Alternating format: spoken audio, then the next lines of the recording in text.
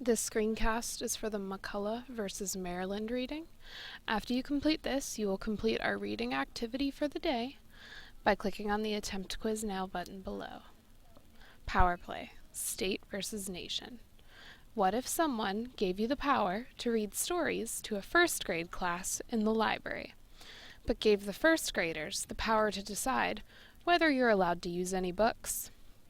Or imagine you have the power to decide which TV shows your family will watch on Friday nights, but your kid sister has the power to decide whether anyone is allowed to turn the TV on. Who's really in control? In 1816, the state of Maryland tried to make a play against the United States government that would have worked just like this. A new government equals big questions. In order to understand the tension between Maryland and the federal government, you have to imagine what it was like when the United States was first born. Our founding fathers had created a brand new government. There had never been another government exactly like it. Even though the Constitution described how it was supposed to work, the Constitution could not describe every detail. There were lots of questions, especially about how much power the federal government had. Constitutional powers. The U.S. government created 3 branches of government and gave each branch certain powers. The legislative branch is made up of Congress, which is made up of the Senate and the House of Representatives. Article 1 of the Constitution gives the Congress a long list of powers. It also says Congress can make all laws which shall be necessary and proper for carrying out these powers. But what does that mean? Is building a snack bar necessary and proper for making rules about food and drinks at the pool? In 1816, Congress made a decision that tested out the necessary and proper question in a big way. All nations needed money to carry out their business, and the United States was no different. To make it easier for the government to do business, in 1816, Congress passed a law creating a national bank. The Bank of the United States was just like any other bank, except it was where the federal government did its banking business. In those days, states issued banknotes that functioned like money. The Bank of the U.S. was also allowed to issue banknotes. In exchange for this special treatment, it agreed to loan money to the United States government. Maryland passes a tax. Once the bank was established, it opened branches in different states. One branch was located in Baltimore, Maryland. The U.S. government didn't ask Maryland for permission. It just opened the branch and started doing business. Maryland's state banks weren't very happy about having a new competitor in town where people could do their banking. And they didn't like that the Bank of the U.S. had a privileged relationship with the United States government. In response, Maryland's government passed a new law of its own. Any bank that had not been chartered or organized in the state of Maryland had to pay a special tax.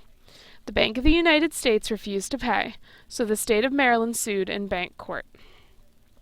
James William McCulloch was the cashier at the Baltimore branch of the Bank of the United States. So that's why our case is entitled McCulloch versus Maryland. Who's got the power? The Maryland courts sided with Maryland. So, in 1819, the bank appealed to the United States Supreme Court. There were 2 main questions that needed to be answered.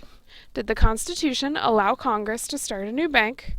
And if so, was a state allowed to tax a bank that was part of the federal government? As always, the Supreme Court decided the case by looking at what the Constitution says.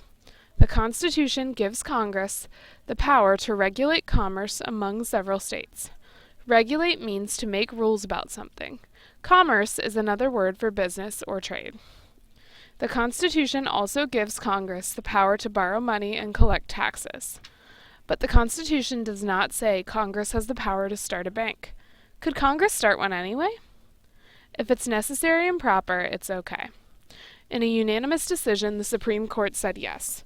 First, a bank is necessary and proper for carrying out the powers related to commerce, borrowing, and taxes. But even without the power to do what is necessary and proper, Congress would still be able to start a bank. Why? Because sometimes in order to be able to do one thing, you have to be able to do something else. For example, the court pointed out that the Constitution gives Congress the power to maintain a navy, but says nothing about steamships. Even so, no one doubts the power of Congress to use them.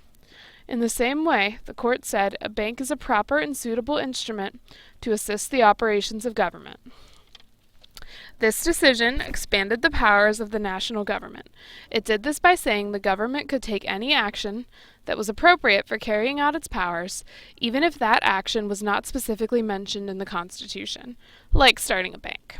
Congress was only prohibited from doing things the Constitution specifically said it could not do. State interference? Not okay.